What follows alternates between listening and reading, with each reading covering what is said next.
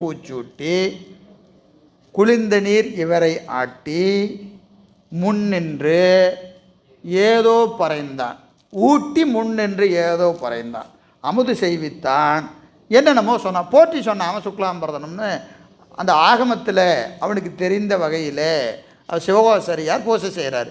இவனுக்கு பூசையும் தெரியாது, ஒன்றும் தெரியாது. யாருக்கு? நாடனுக்கு. நாடனுக்கு அது பூசை என்றே தெரியாது. நான் பார்த்தேன், ஒரு பாப்பன் வந்தான், தண்ணி ஊற்றுனான், பூவை போட்டான், தலையை போட்டான், சாப்பாடை ஊட்டினான், ஏதோ சொன்னான். அவன் தான் இன்றைக்கி செஞ்சிருப்பான். அவன் தான் இன்றைக்கி செஞ்ச என்று கேட்ட உடனேயே நானும் பூசிக்க வேண்டும். இதுதாங்க தவத்தினில் உணர்த்த. தவத்தினில் உணர்த்த. தவமுடைய ஆன்மாக்களுக்கு ஞானத்தை உணர்த்த இறைவன் குருவாக வருவான். தவம் இசிக்கோல்ட்டு சரியை கிரியை யோகங்களை முற்றுவித்த ஆன்மா. எந்த ஆன்மாவுக்கு முன்னை பிறப்புகளிலே சரியை கிரியா யோகங்களை முற்றுவித்திருக்கிறதோ அந்த ஆன்மாவுக்கு ஞானத்தை வழங்குவதற்காக இறைவன் குருநாதனாக வருவான். இங்கே யாராக வந்திருக்கிறான்? நாடனாக வந்திருக்கிறார். உபதேசம்.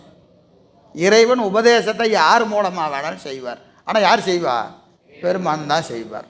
இப்போது பெருமான் செய்ததாக ஆகுமா என்று சொன்னால், பூசை செய்வதற்கு உங்களுக்கு விருப்பம் எழுமானால் சொன்ன வார்த்தை பெருமான் சொன்னது. பூசை செய்யறதுக்கு விருப்பம் அல்லைன்னா குருநாதரே சொன்னாலும் அது பெருமான் சொன்னது ஆகாது. ஏன்னா அந்த ஆன்மாவுக்கு அப்போ பக்குவம் வரல. எப்போ உங்களுக்கு பக்குவம் வருகிறதோ, பக்குவம் வந்த காலத்து ஏதாவது ஒரு சொல் உங்கள் அறிவை தைக்கும், அது உங்களை பூசை செய்ய வைக்கும். அப்போ அந்த அறிவை தைத்தது பெருமானுடைய வாக்கு. அவ்வளோதான். அது யார் சொன்னாங்கலாம் பார்க்க வேண்டியதில்லை. அது பெருமானது வாக்கு. அதுதான் உங்களுக்கு உபதேசம். எனவே கண்ணப்ப நாயனார் அன்று தொடங்கி 6 நாள் பூசித்தார், காவல் காத்தார், பூசித்தார், காவல் காத்தார், பூசித்தார், காவல் காத்தார். அதை தவிர வேறு ஒரு சிந்தை அவருக்கு இல்லை. நிட்டை கூடியோருக்கு பெருமானை தவிர வேறு ஒரு பொருளின் மீது நாட்டம் வரவே வராது. நாயனார் நிட்டை